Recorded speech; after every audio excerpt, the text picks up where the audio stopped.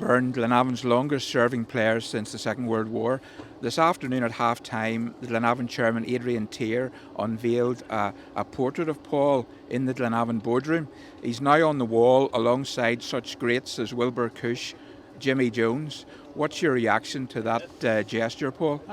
Very honoured, to say the least. You know, it's nice to come back here all the time and be welcomed, and there's no club pretty much like it in Glenavon, so to either make the most appearances for such a prestigious club, I'm very, very happy. And those boys were excellent. You know, Jimmy Jones, prolific goal scorer, Wilbur Cush, international, and a fantastic player. So if I'm up there, I'm happy. You arrived here, Paul, in the summer of 1983. Can you remember the circumstances of your signing for Glenavon? I can. I'd been at Drogheda for about a year and a half, and the Drogheda chairman at that time, McBride, can't remember his first name, but he was living in Lisburn or about Lisburn and stuff, so he contacted the club. Adrian Tier was big driving force behind it. Mm-hmm. Terry Nicholson was the manager, and I remember it well, and I just arrived before Robbie Beck, who had another prolific career here. So it's a long, long time ago, but I certainly remember being here, and there's been so many changes to the place, but changes for the good. And of course you mentioned Terry Nicholson. Terry's about to celebrate his 80th birthday. Made a huge contribution to Glenavon in the 80s. Yeah, phenomenal. Like Nicky, as we knew him, was there's times you used to train and he used to just kick you, and like him and Davy Dennison away back then were prolific at times in their training.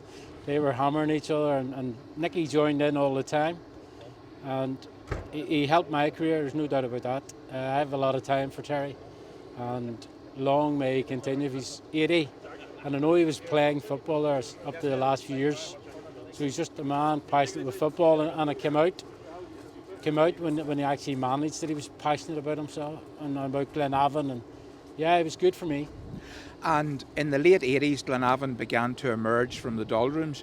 You were at the centre of that. What were the other factors that led Glenavon to become a club that was challenging for trophies in the late 80s? I think probably the main thing would have been the players.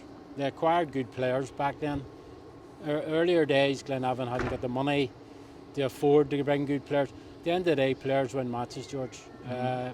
Coaching and thing, yeah, it's important. Management important. But you're looking players to win games, and we've got better players. Raymond McCoy came in with Glenn Ferguson signed, Stephen McBride.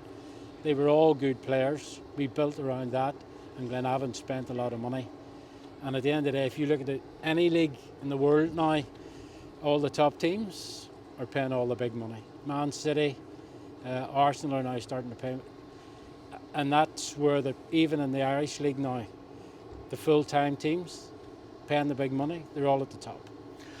What are your most memorable moments as a Glenavon player? Well, obviously, lifting the Irish Cup in '92. It was the last time that cup was actually played for.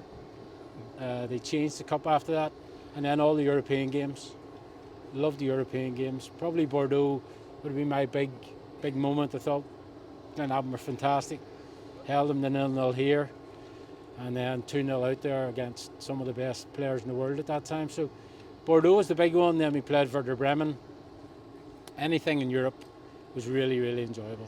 Paul, you're too modest. The game in Bordeaux was watched by then French international manager Michel Platini, screened live on TF1, BBC One in France on a Tuesday night, and Platini picked you as the man of the match.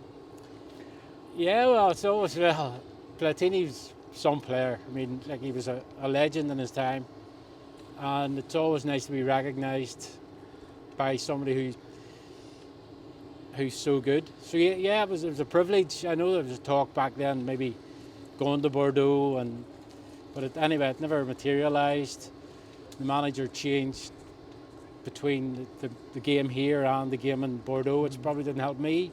But look, it is what it is, and it's a great compliment. And probably the Bordeaux game was probably where I excelled in the European style football. So yeah.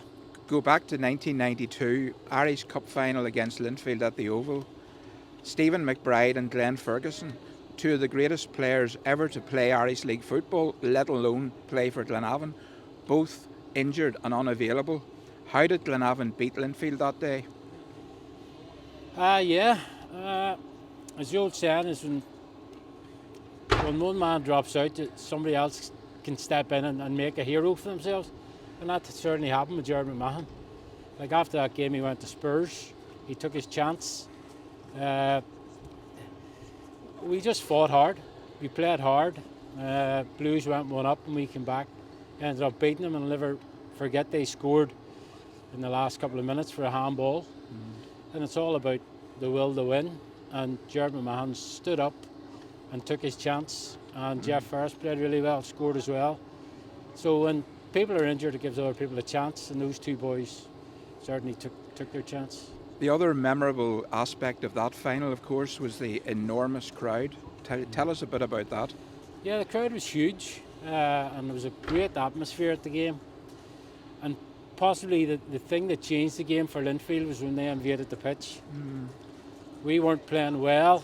They scored, they invaded the pitch, they all came running on, which gave us a chance to sort ourselves out and organise ourselves and say, we got together and had a bit of a talk, and even the management sort of called us over and we got things sorted out. And possibly after that, that was possibly the best thing that happened to us. If they hadn't invaded the pitch, it could have been a totally different game. Let's go back 3 years, from May 92 to April 1989. Glenavon Linfield again at the Oval, Budweiser Cup final. What are your memories of that night? Yeah, that's when sort of Glenavon came of age. I think it was 6-0. We drew with them, as I was saying to my daughter, it's here today. We drew with them in the first final. I think it was 1 each possibly. And then we came out and everybody thought the Blues had missed the boat, so they were going to win tonight. And we scored 6. Jeff Ferris, I think, got a hat-trick. I think I said it was last goal. I think I saw that. And that was really a big turning point for Glenavon. I think after that, Glenavon realised that they could stay up with the best of them. And from then on, they started to invest. I think the next year, 1990 maybe, Raymond McCoy had arrived, and big money. So they started to put money into the club and bought good players, and then, well, the rest history. We then started to compete, and then competed with Portadown and become the big two, so outside of Belfast, which was a nice privilege to be sort of Glenavon, Portadown with the big two now in the Irish League. Nearly finished. Tell me, Paul, you played in the days of the sweeper. Younger supporters wouldn't understand what a sweeper was. Can you tell us your role in the team and why you think it suited your style of play? Well, I always liked to play football. I always liked to get the ball down and pass and play. So the sweeper was sort of free at times at the back and behind the centre half. I was used to talk about in the European games, libero in Italy and stuff. So it suited me. I could get the ball, play and pass. And today, playing Crusaders, I watched some of the Glenavon trying to get the ball down and play and pass, which was nice to see, instead of just kicking long balls. So the game suited me. I think the game nowadays would have suited me even more, because there's a lot more football and a lot playing and passing rather than the physical side. I wasn't a physical player, but it's nice to play a bit of football. It's nice for people to watch football and goals. So it suited me. I wasn't a physical player, and the libero, the sweeper, was free to go and do his stuff. So yeah. You were one of the most popular Glenavon players of that 90s era. Why did you have that special rapport with the enormous crowds that used to come to games here at Mourneview Park? I don't know. I appreciate it. All the Glenavon supporters a lot. I get on well with people.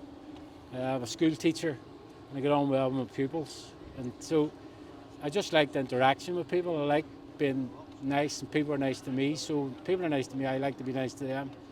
And I give everything for the club all those years, and I even now come back and I'm still welcomed so much, and nice to see me and nice to come back to the club, and it's just a fantastic club. I've been to a few clubs and there's nowhere you don't feel as welcome as anywhere as Glenavon.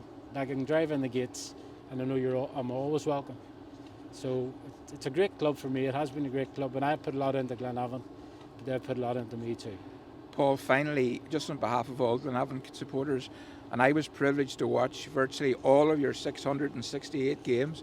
Can I tell you what a privilege it was to watch you play in that great team during that wonderful era? Thank you. Thank you very much, George.